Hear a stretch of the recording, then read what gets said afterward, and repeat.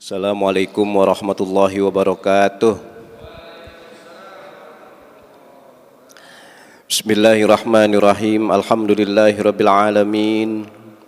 Wa afdhalus sholati wa atammu taslimi ala sayyidina wa maulana Muhammadin khatamil anbiya'i wal mursalin wa ala alihi wa sahbihi ajma'in. Subhanaka la ilma lana illa ma 'allamtana innaka antal alimul hakim. Rabbi shrah li sadri wa yassir li amri wahlul 'uqdatam min lisani yafqahu qawli wala haula wala quwwata illa billahil aliyil azim. Amma ba'du. Hadirin wal hadirat, Bapak-bapak, saudara-saudara, ibu sekalian, jamaah Masjid Jami Darul Ilmi PTK yang berbahagia. Dalam kesempatan yang baik ini, pada pagi hari ini, saya akan membaca salah satu hadis, dan hadis ini diriwayatkan oleh Imam Ahmad. Kata Nabi kita Muhammad sallallahu alaihi wasallam, "Iqra'u ala mautakum Yasin." Maksud hadis adalah, Iqra'u, kata Nabi, bacalah kalian ala mautakum, kepada orang yang akan mati atau mendekati kematian di antara kalian. Yasin adalah surat Yasin. Bapak-bapak, saudara-saudara, sebelum bicara lebih jauh tentang isi hadis di sini, terutama di Masjid Darul Ilmi PTK ini, setiap hari Kamis pagi kita baca surat Yasin. Dari sebegitu banyak surat di dalam Al-Quran, itu ada 114 surat. Tapi yang mendapat julukan Qalbul Quran itu surat Yasin aja. Oleh Asy-Syaikh Nawawi Al-Bantani, ini ulama kita nih, ulama Indonesia dari Banten, yaitu Asy-Syaikh Nawawi Al-Bantani. Surat Yasin itu dikatakan Qalbul Quran, hati atau jantungnya Al-Quran. Maka kita dalam situasi bagaimanapun sangat-sangat dianjurkan membaca surat Yasin. Kita dalam keadaan sehat, kita baca surat Yasin. Atau kita dalam keadaan sakit, tetap dianjurkan baca surat Yasin.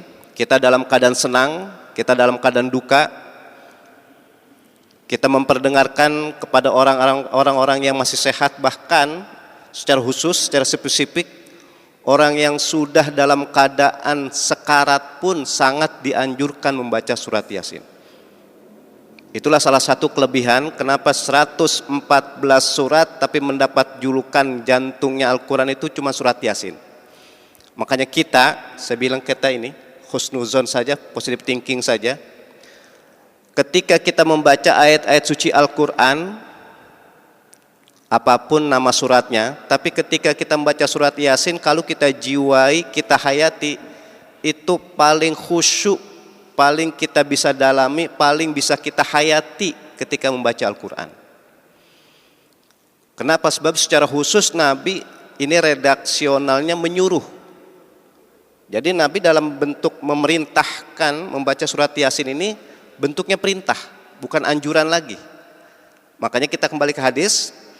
Berarti tadi salah satu kelebihan surat Yasin, saya tidak bilang satu-satunya, akan tapi salah satu kelebihan surat Yasin itu adalah jantung atau hatinya Al-Quran.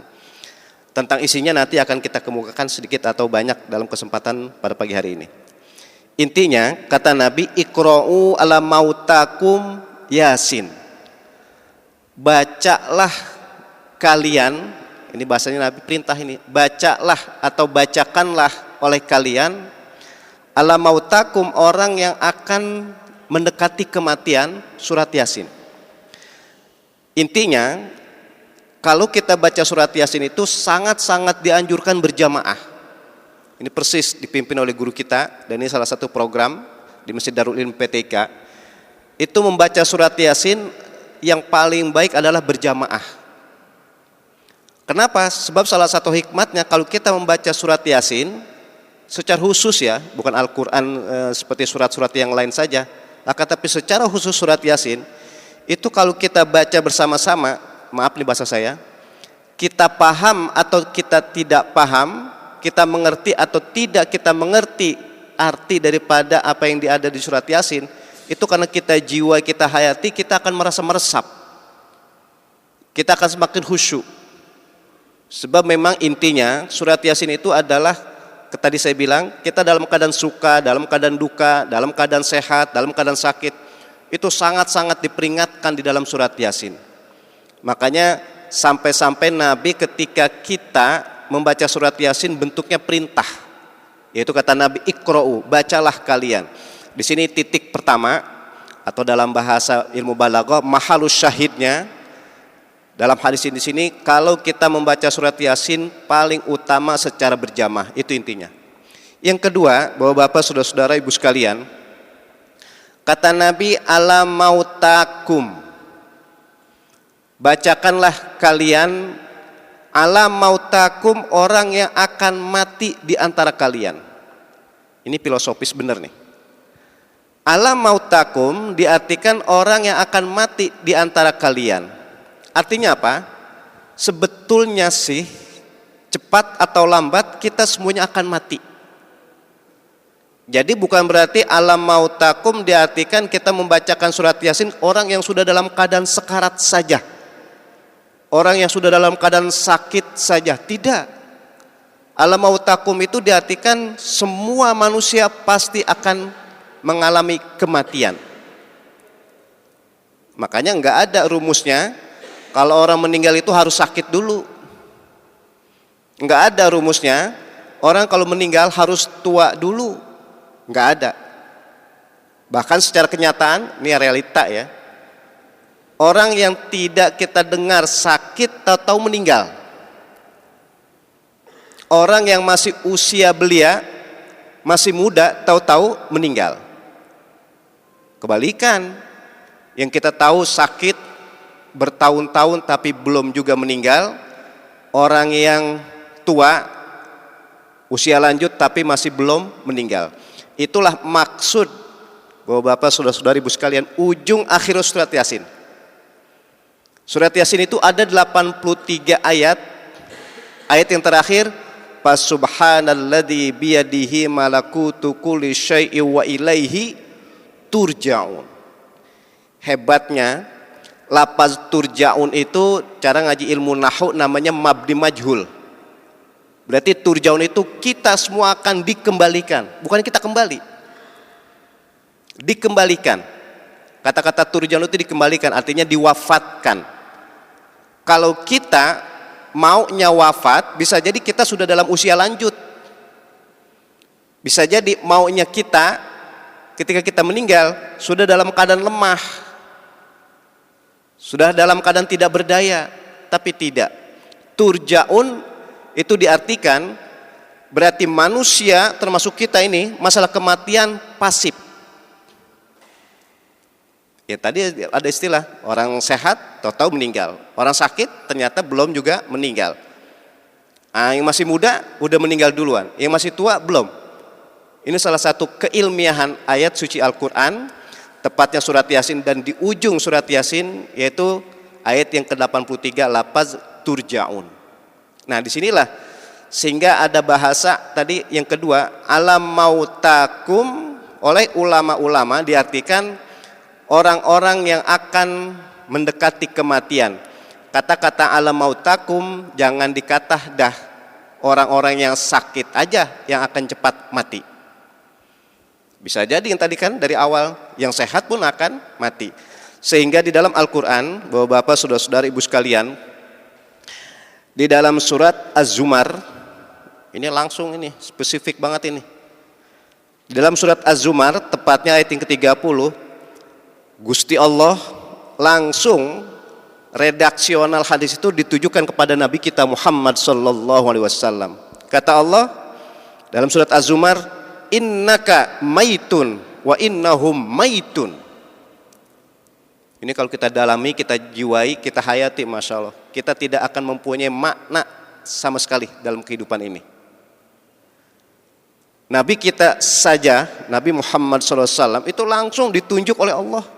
Innaka, sesungguhnya engkau wahai Muhammad sallallahu alaihi wasallam, maitun, akan mati.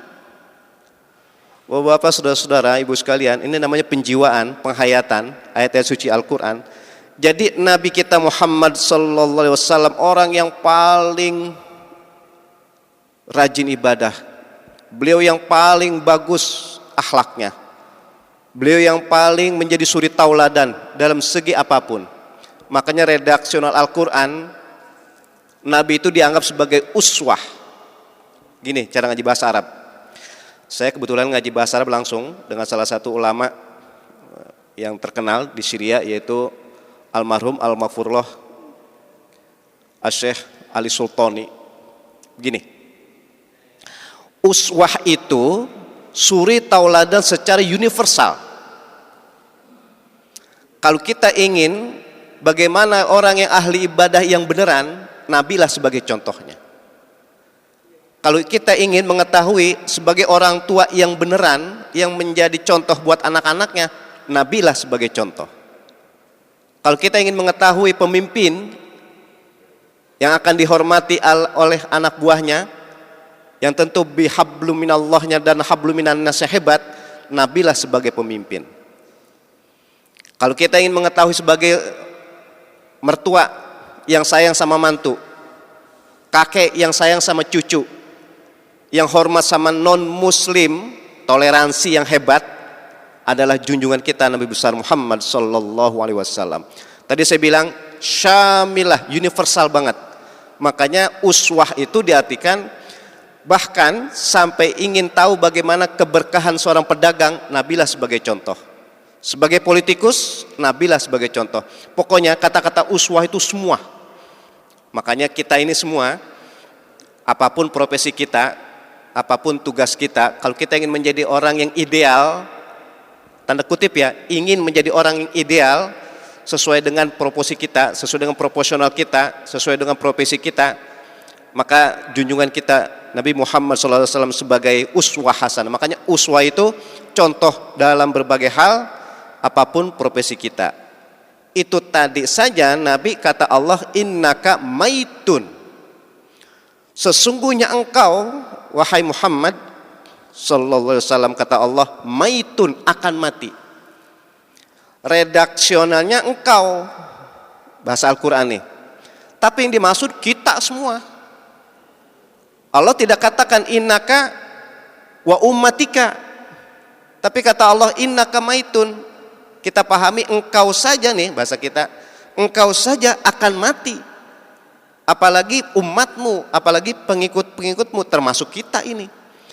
Makanya sekali lagi keilmiahan ayat suci Al-Quran dalam surat Yasin, bahwa kata Nabi alam mautakum diartikan bacakanlah kalian surat Yasin alam mautakum kepada orang yang akan mendekati kematian di antara kalian. Berarti semua ini, bukan berarti orang yang sudah mau mati saja, orang yang sudah dalam keadaan sekarat saja, orang yang sudah dalam keadaan sakit saja dibacakan surat Yasin. Yang sehat pun tetap dibacakan surat Yasin. Itu salah satu mahalus syahid kata-kata alam mautakum. Bapak-bapak, saudara-saudara, ibu sekalian, sehingga tadi kata Allah innaka maitun, engkau pun akan mati. Wa innahum maitun, dan mereka, yang dimaksud wa innahum maitun adalah mereka-mereka non-muslim, mereka pun akan mati. Baik bapak-bapak, saudara-saudari, ibu sekalian, ini baru dua hal yang saya katakan tadi dalam cara ngaji ilmu hadis. Jadi kata Nabi, ini hadisnya hadis sahih, iqra'u, bacalah kalian, diartikan kita kalau baca surat Yasin usahakan bersama. Apalagi kebetulan ini kita hari Kamis, kalau ada kesempatan, ini dalam hadis yang lain, dan hadisnya masih hadis sahih. Di antara keutamaan membaca surat Yasin itu adalah hari Jumat. Maksud hari Jumat adalah Kamis maghrib itu udah hari Jumat. Sampai kapan? Sampai besok menjelang maghrib, malam Sabtu, itu namanya hari Jumat. Jadi kata Nabi dalam hadis sahih, siapa saja orang yang membiasakan, redaksionalnya membiasakan membaca surat Yasin di hari Jumat, Allah akan memberikan banyak rahmatnya, Allah akan memberikan banyak kasih sayangnya. Nah, yang dimaksud waktu hari Jumat itu adalah maghrib hari Kamis.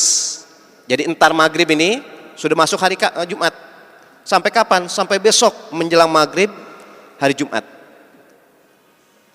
Jadi pergantian hari dalam kalender Islam itu kan maghrib. Makanya ciri khasnya kalau kita puasa itu buka puasanya maghrib. Kenapa? Sebab maghrib itu pergantian hari. Kayak sekarang ini hari Kamis, entar maghrib itu sudah masuk hari Jumat. Karena kalender hijrah itu kalender Islam pergantian hari pada waktu maghrib. Tapi kalau kalender Masehi itu pergantian harinya jam 12 malam. Nah ini makanya tadi kata ulama menjelaskan hadis Nabi, orang yang paling bagus membaca surat Yasin, redaksinya paling bagus, paling utama itu adalah setiap hari Jumat. Yang dikatakan hari Jumat itu maghrib. Makanya banyak di musola-musola, di masjid-masjid, di majelis talim, di perumahan-perumahan, biasanya kalau malam Jumat itu banyak membaca surat Yasin. Itulah salah satu mengikuti ajaran dan tentu bimbingan junjungan kita Nabi besar Muhammad sallallahu alaihi wasallam. Baik Bapak-bapak, saudara-saudari ibu sekalian, itu dua hal. Jadi pertama, kalau baca surat Yasin yang paling utama adalah berjamaah. Persis yang kita lakukan pada pagi hari ini. Yang kedua, kita membacakan surat Yasin itu hikmatnya buat kita sendiri yang baca. Hikmat yang kedua itu orang yang mendengar bacaan surat Yasin kita, gitu. Jadi yang kedua itu orang yang mendengar pembacaan surat Yasin kita. Entah orang itu lagi sehat atau orang itu lagi sakit, gitu. Itu pasti ada hikmatnya. Yang ketiga, Bapak-bapak, saudara-saudari sekalian, secara spesifik, secara khusus Nabi menyebut Yasin, surat Yasin. Begini, cara ngaji tafsir. Kebetulan saya setiap hari Rebo malam Kamis ngisi kajian tafsir semalam di salah satu masjid di Lebak Bulus. Begini, ini rumus ya. Di dalam Al-Quran itu kalau ada awal surat yang ahruf muqatta'ah, ini bapak-bapak ibu sekalian saya ungkapkan secara ilmiahnya Al-Quran.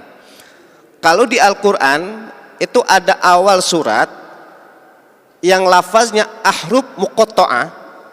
Ahruf muqatta'ah itu huruf-huruf aja, seperti alif lam mim, seperti alif lam ra, seperti Yasin dan ayat-ayat yang lain. Itu menurut kesepakatan ulama jangan diterjemahkan. Alif lam ra jangan diterjemahkan, Yasin jangan diterjemahkan, alif lam mim jangan diterjemahkan. Sampai ada muqatta'ah huruf itu di tengah-tengah Al-Qur'an, kaf ha ya ain shad, itu jangan diterjemahkan. Sekali lagi, inilah di dalam Al-Qur'an itu ada ahruf muqatta'ah dan itu jangan diterjemahkan. Sekali lagi bahasa Al-Quran itu contohnya yang sering kita baca lah, alif lam mim, alif lam ra, termasuk sekarang Yasin.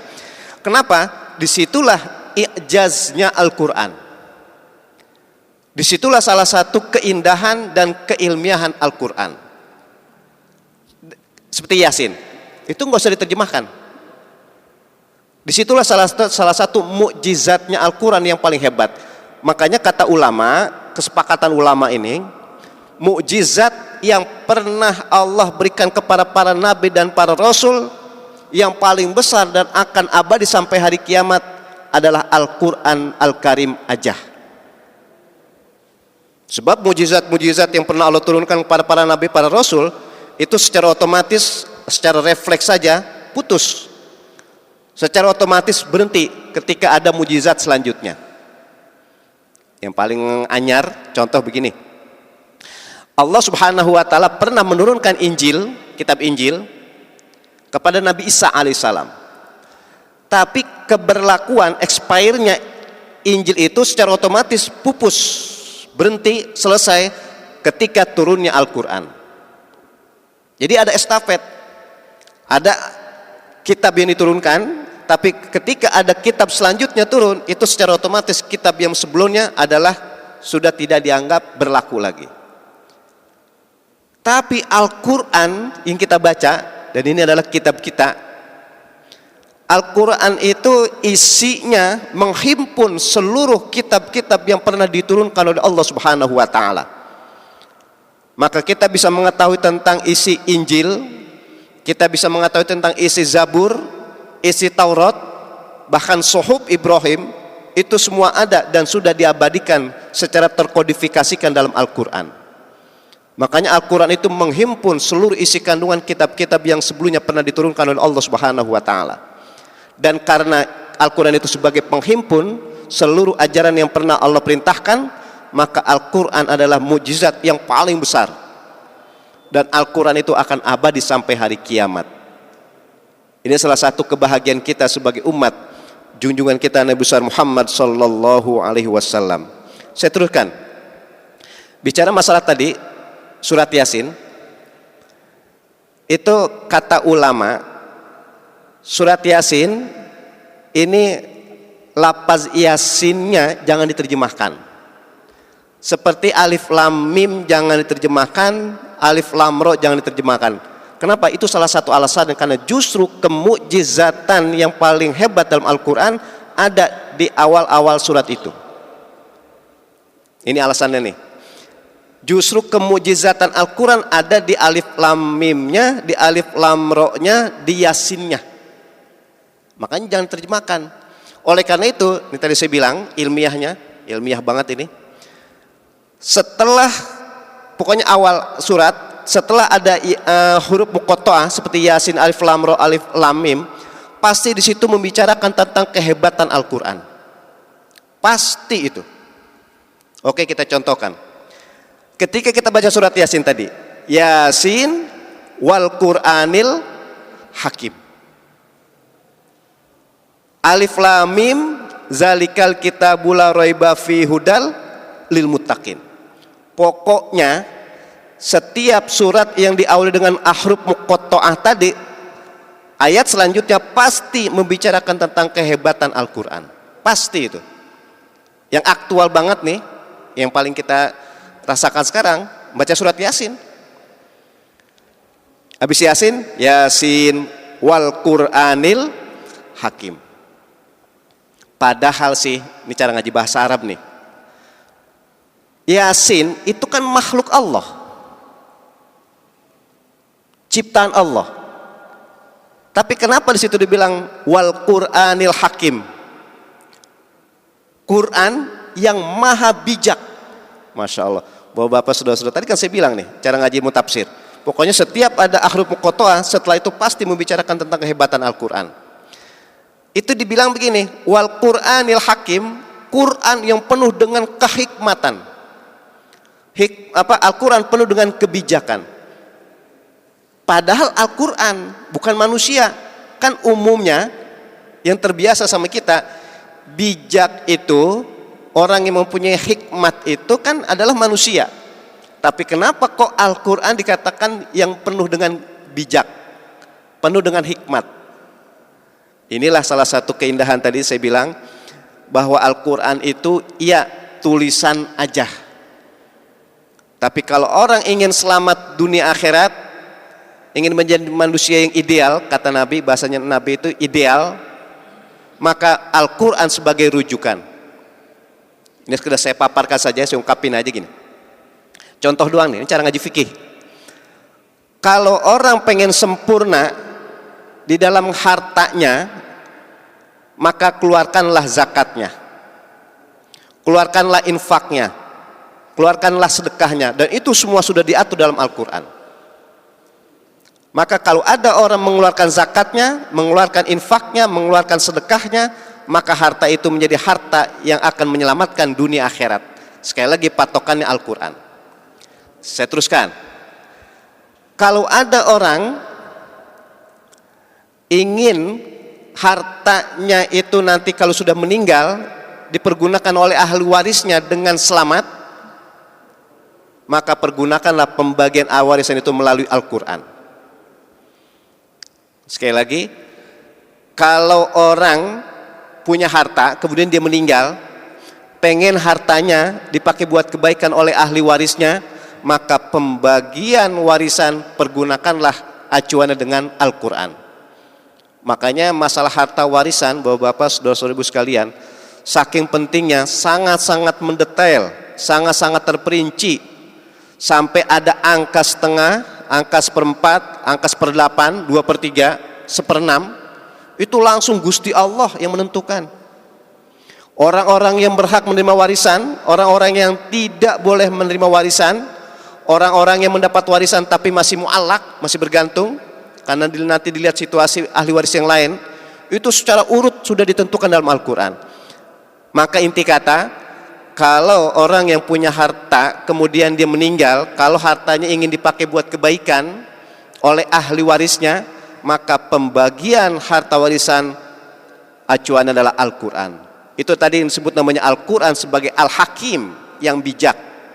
Yang terakhir, kalau kita manusia, ini khusus ada ibu-ibu ini, kita semua termasuk orang laki, salah satu keilmiahan Al-Quran itu orang laki, di dalam Al-Quran orang-orang perempuan yang dilarang untuk dinikahi disebutin, tapi orang-orang perempuan yang boleh dinikahi enggak disebutin. Sekali lagi, orang perempuan yang enggak boleh dinikahin disebutin satu-satu dalam Al-Quran, tapi orang perempuan yang boleh dinikahin enggak disebutin. Berarti pemahamannya, pokoknya kalau orang laki kalau mau nikah, jangan orang-orang perempuan yang disebutin dalam Al-Quran. Kalau yang tidak disebutin berarti boleh. Siapa orang-orang perempuan yang enggak boleh dinikahin? Semua ada terabadikan di dalam surat An-Nisa, yang awal bunyi ayatnya hurrimat alaikum ummahatukum wa banatukum dan seterusnya wa akhwatukum. Jangan kau coba-coba nikahi ibumu, anak perempuanmu, saudara perempuanmu, terus sampai ponakan-ponakan perempuanmu, sampai, di bahasa saya, orang-orang, seorang perempuan yang sudah menjadi seakan-akan menjadi anak kandungmu. Nanti pendalaman sekali lagi. Pokoknya orang-orang perempuan yang diharamkan untuk dinikahin disebutin dalam Al-Quran. Berarti kalau ada orang pengen ideal bersuami istri, acuan adalah Al-Quran. Maka yang tadi saya bilang, saya mau teruskan, maka saudara atau kerabat yang terdekat tapi boleh nikah itu sepupu. Sekali lagi, saudara yang terdekat, kerabat yang terdekat tapi boleh dinikahin itu adalah sepupu. Ini kalau kata orang Betawi nyebutnya misanan. Nah, itu boleh dinikahi. Oleh karena itu, sekali lagi intinya, Al-Quran adalah acuan kita dan menjadi suri tauladan sehingga kita akan menjadi manusia yang ideal, yang akan selamat dunia akhirat. Mudah-mudahan yang saya baca, yang saya ungkapkan ini hanya meneruskan ajaran junjungan kita Nabi besar Muhammad sallallahu alaihi wasallam. Semoga kita termasuk orang yang bahagia di dunia dan selamat di akhirat nanti. Amin ya rabbal alamin. Bitilka niyat al-Fatihah. A'udzubillahi minasyaitonir rajim. Bismillahirrahmanirrahim. Alhamdulillahirabbil alamin arrahmanir rahim maliki yaumiddin. Iyyaka na'budu wa iyyaka nasta'in. Ihdinas siratal mustaqim. Ghairil maghdubi 'alaihim waladdallin. Wa'fu 'anna ya karim, wa'fu 'anna ya karim, wa'fu 'anna ya mujibas sa'ilin. Allahumma 'inna 'ala dzikrika wa syukrika wa husni ibadatik. Allahumma ighfir lana dzunubana wa liwalidayna warhamhuma kama rabbayana shighara.